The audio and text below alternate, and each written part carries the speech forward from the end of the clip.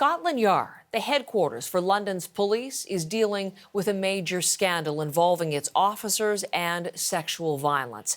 At the centre of the scandal is an officer who had been with an elite protection unit. He now admits to being a serial rapist.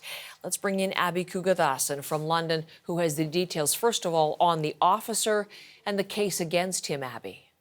Heather, the chief Crown prosecutor here, calling this one of the most shocking cases involving a serving police officer she'd ever seen. There are stories of David Carrick, this Met police officer, locking women in small cupboards under his home without food, restraining them with police-issued handcuffs and leaving them immobile for hours, whipping them with a belt, forcing them to drink his urine, strangling them and raping them. The women say he used his position as a Met officer to create an atmosphere of terror to not only prevent them from leaving him, but also from going to the police, his colleagues. He boasted that nobody would believe them over him. There are now 12 victims in this particular case. Carrick has pleaded guilty to 49 charges, including 24 counts of rape, and he will be sentenced in a few weeks, Heather. Abby, this case, as I was mentioning, part now of a wider scandal for the Metropolitan Police. So tell us more about that.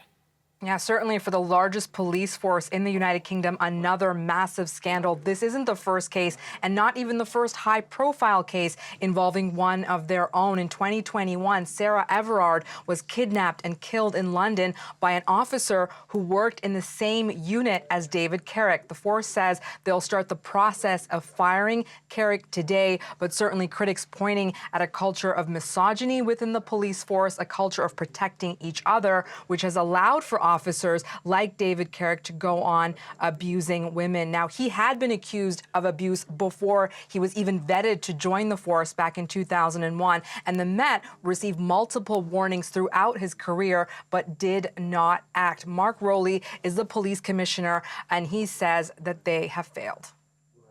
Not only have we let down the women in this case, the survivors who've courageously come forward, I completely recognise that's going to be the reaction of many women across London, and indeed more widely.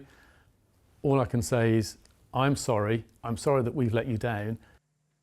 Now, 800 of his officers are under investigation at the moment for 1,000 claims of domestic and sexual abuse. The former victims commissioner here, Vera Baird, says the force seems unable to avoid hiring and retaining who she calls evil people. She also said external actors need to be involved in the process if the Met is to be truly reformed. Abby Kugathasan, thank you from London this morning.